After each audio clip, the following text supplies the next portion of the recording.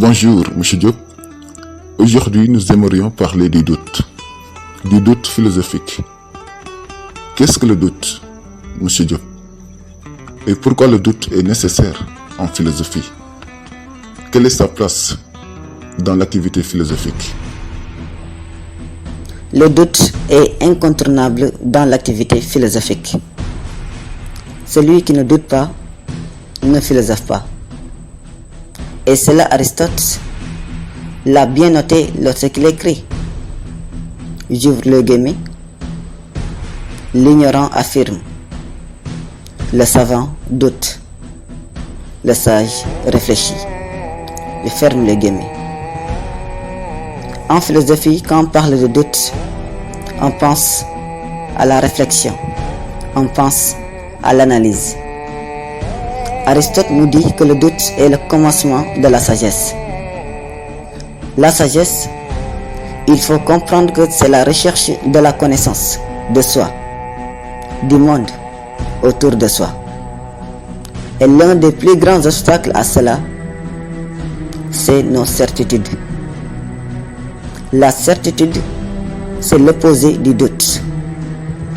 En philosophie, le doute est une quête de la certitude.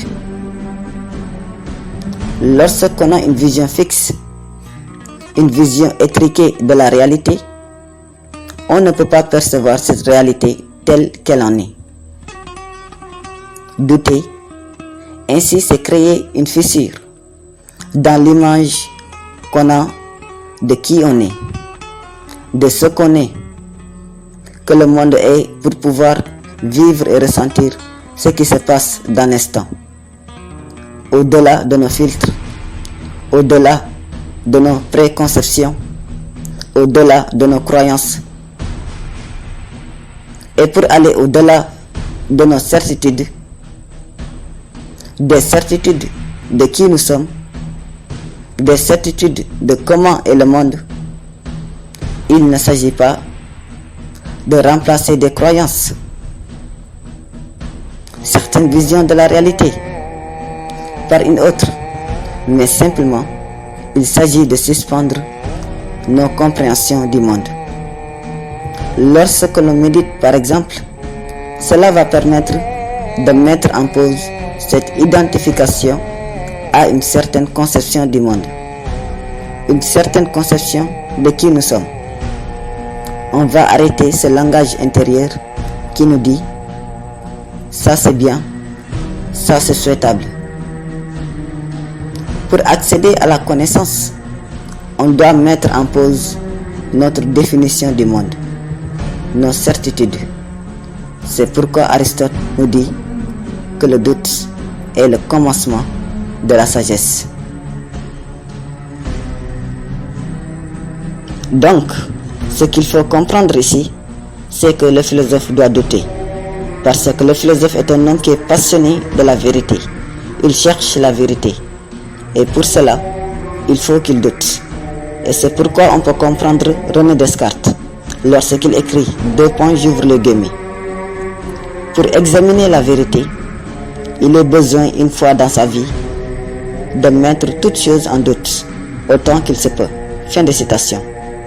Autrement dit, pour parvenir à la vraie connaissance, il faut faire table rase. Il faut avoir le sens de la remise en question. Et c'est pourquoi Montaigne va nous dire tout simplement j'ouvre le guillemets, philosopher, c'est douter. Fin de citation. Et Léonard de Vinci, dans le même siège que Montaigne écrit j'ouvre le guillemets, qui ne doute pas acquiert peu. Fin de citation. Autrement dit, la personne qui ne doute pas n'est pas apte à acquérir le savoir. Et Montaigne nous fait savoir le beaucoup savoir apporte l'occasion de plus douter. En philosophie, le doute est appelé l'esprit critique. Il y a un autre doute qu'on appelle l'esprit de critique, qui consiste à critiquer uniquement pour le plaisir de critiquer. Mais en philosophie, lorsque le philosophe doute, il doute pour parvenir à un clair savoir. La philosophie se sert du doute non pour le simple plaisir, et encore moins pour ne rien croire ou décider, mais pour jeter un regard critique sur les vérités prétendues évidentes.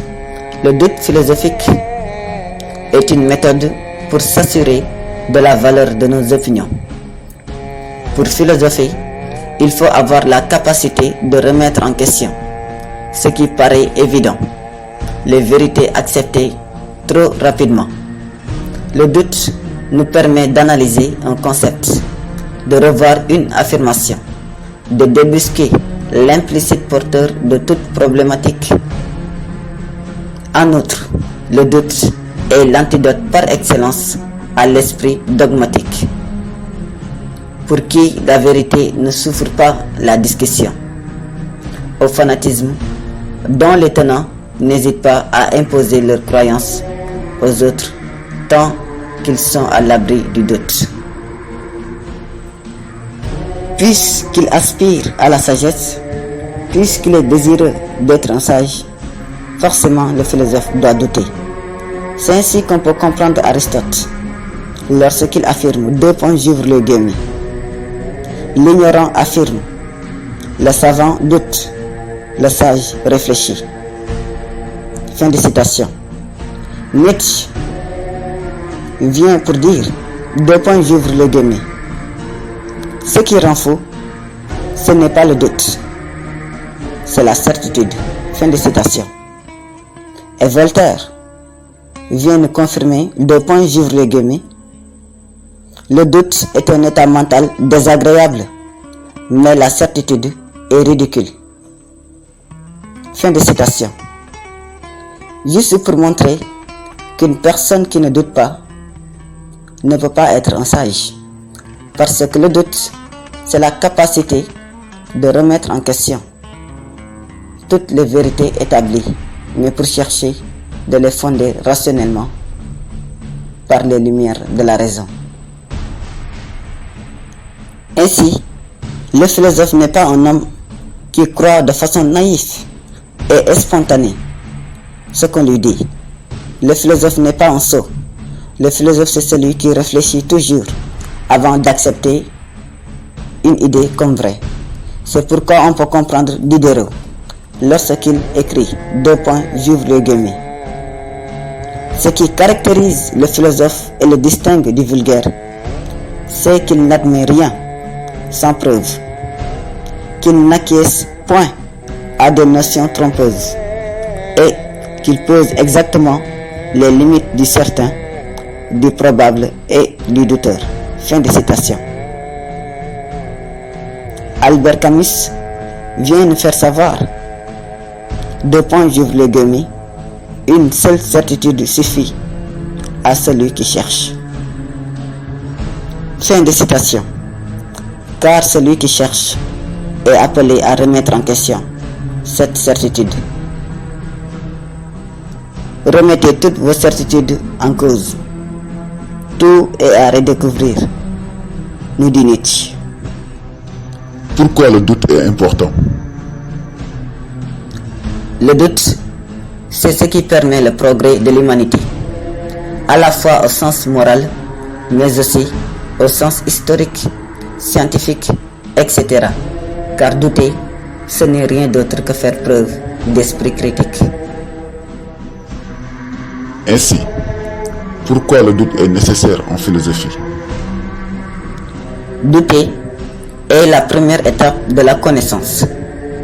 Celui qui ne doute pas ne risque pas de progresser vers la connaissance et la vérité.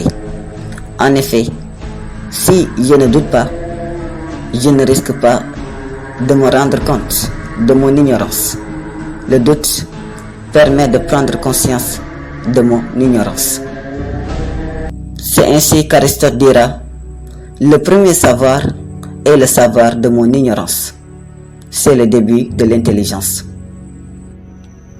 Est-ce que le doute est une émotion? Le doute est une émotion à écouter à l'intérieur de nous, car comme chaque émotion, elle vient nous éclairer sur un besoin à satisfaire ou une fragilité à prendre en compte. est-il nécessaire de douter pour atteindre la vérité? Le doute est nécessaire. Il permet de rechercher la vérité en se basant sur ce qui nous semble solide. Le doute ne doit pas être constamment mobilisé. Dans le cas contraire, il viendrait à entraver notre recherche de la vérité.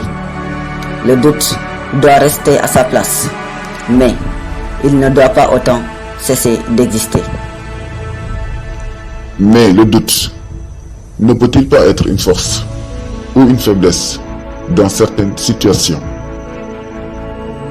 Le doute serait donc une force dans une mesure d'analyse, mais le doute aussi peut être une faiblesse dans le monde des actions. Et c'est pourquoi on peut comprendre Napoléon lorsqu'il disait, j'ouvre les guillemets, le doute est l'ennemi des plus grandes entreprises. Fin de citation. Le doute est en réalité une interrogation de l'esprit, l'incertitude de quelque chose, de quelqu'un, d'une conduite. Merci beaucoup, M. Diop, de nous avoir bien détaillé la notion du doute. À la prochaine. Que Dieu vous bénisse et bénisse votre sagesse. Amen. Le plaisir est partagé.